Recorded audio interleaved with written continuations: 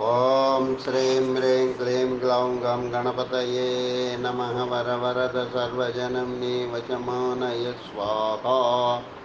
ओम ऐं ह्रीं श्रीं श्रीमात्रे नमः।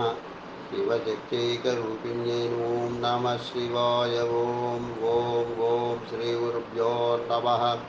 मुगिलचल्ल वेणुगोपाल दत्तात्रेय नमः। ओम द्रां दत्तात्रेय नमः। ओम श्री भैरव स्वामिने नमः। श्री बटुक भैरव कवचम्।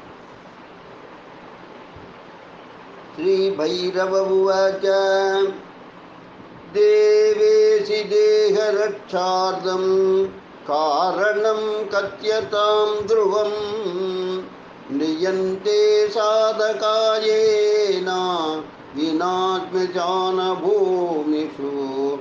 रणेषु चातिघोरेषु महावायुजलेषु च भृङ्गिमकरवज्रेषु ज्वरादिव्याधिवग्निषु श्रीदेव्युवाच कथयामि शृणु प्राज्ञा भटोऽसु कवचं शुभं गोपनीयं प्रयत्नेन मातृजारोपमं यथा तस्य ध्यानं त्रिधा प्रोक्तं सात्विकादिप्रदेततः सात्विकं राजसं चैव तामसं देवतः शृणु ध्यानं वन्दे बालं स्फटिकसदृशं कुण्डलोद्भासिवक्त्रं दिव्याकल्पैर्नवमणिमयैः किङ्किणीनूपुराद्यैः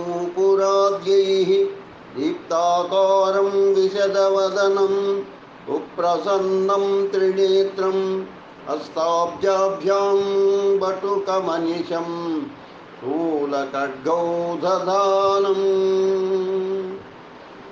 उद्यद्भास्करसन्निभं त्रिनयनं रक्ताङ्गरागस्रजं मेरास्यं वरदं कपालमभयं शूलं दधानं करैः नीलग्रीवमुदारभूषणशतं सीतां सुषूडोज्ज्वलम् बन्धुकारुणवाससं भयहरं देवं सदा भावये ध्यायेदीराद्रिकान्तं शशिशकलधरं कुण्डमालं महेशम्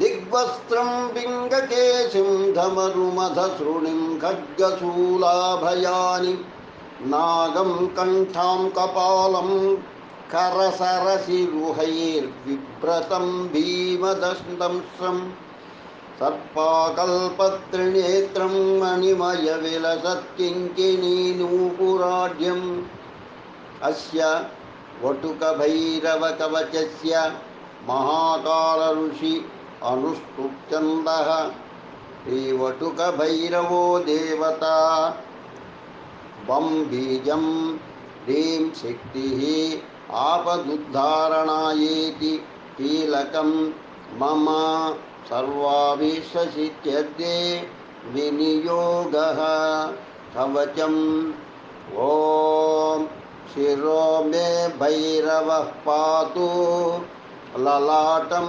भीषणस्तदा नेत्रे च भूतहननः सारमेयानुगो भ्रुवौ भूतनादश्च मे कर्णौ कपोलौ प्रेतवाहनः नासापुटौ तथोष्टौ च भस्माङ्गः सर्वभूषणः भीषणास्यो ममास्यञ्च शक्तिहस्तो गलं मम कन्दौ दैत्यरिपो पातु बाहू अतुलविक्रमः पाणिकपाली मे पातु मुण्डमालाधरो हृदं वक्षस्थलस्तदा शान्तः कामचारी स्तनं मम उदरं च समेतुष्टः क्षेत्रेशः पार्श्वतस्तथा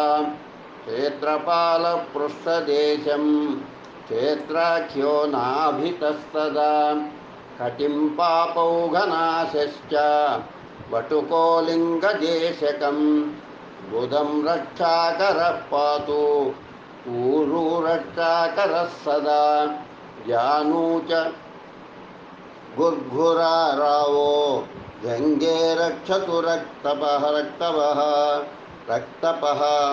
गुल्बौ च पादुका सिद्धः पादपृष्ठः सुरेश्वरः आपादमस्तकं चैव आपदुद्धारणस्तथा सहस्रारी महापद्मे कर्पूरधवलो गुरुः पातु मां वटुको देवो भैरवः सर्वकर्मसु पूर्वस्यामसिताङ्गोऽभे दिशि रक्षतु सर्वदा आग्नेयं च रुरुः पातु दक्षिणे चण्डभैरवः नैऋत्यं क्रोधनः पातु मामुन्मत्तस्तु पश्चिमे वायव्यां मे कपाली च नित्यं पायासुरेश्वरः भीषणो भैरवः पातु उत्तरस्यां दिशि सर्वदा संहार भैरवः पातु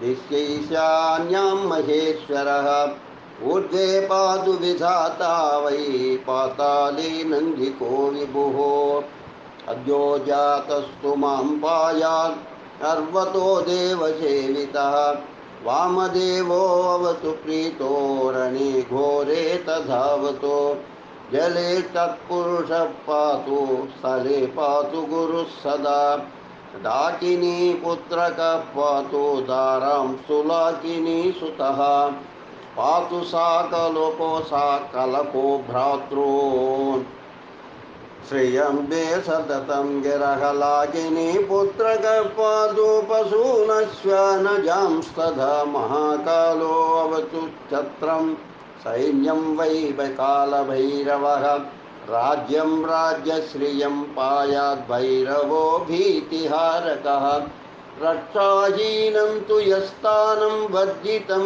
कवचेन च तत्सर्वं संरक्ष मे देव तं त्वं यतः सर्वरक्षकः एतत् कवचमीशान तव स्नेहात् प्रकाशितं नाख्येयं नरलोकेषु सारभूतं च सुश्रियं यस्मै कस्मै न दातव्यं कवचेशं सुदुर्लभं न देयं परशिष्येभ्यः कृपणेभ्यश्च शङ्कर यो ददाति निषिद्धेभ्यः स वै भ्रष्टो भवेत् ध्रुवम् अनेन कवचेशेन रक्षां कृत्वा द्विजोत्तमः विचरन् यत्र कुत्रापि विघ्नाघैः प्राप्यते न सः मन्त्रेण म्रियते योगी कवचं यन्न रक्षितः तस्मात् सर्वप्रयत्नेन दुर्लभं पापचेतसां भूजेरम्भात्वचेन वापि लिखित्वा विधिवत् प्रभो धारयेत् पाठयेद्वापि सम्पठेद्वापि नित्यशः सम्प्राप्नोति प्रभावं वै कवचस्यास्य वर्जितं नमो भैरवदेवाय सारभूताय वै नमः नमस्त्रैलोक्यनाथाय नाथनाथाय वै नमः इति विश्वसारोद्धारतन्त्रे आपदुद्धारकल्पे भैरवी संवादे वटुकभैरवकवचं सम्पूर्णम्। शुभं भूयात्। लोकाः समस्ताः सुखिनो भवन्तु। लोकाः समस्ताः सुखिनो भवन्तु। लोकाः समस्ताः सुखिनो भवन्तु। ओम शांति शांति शांति। स्वस्ति।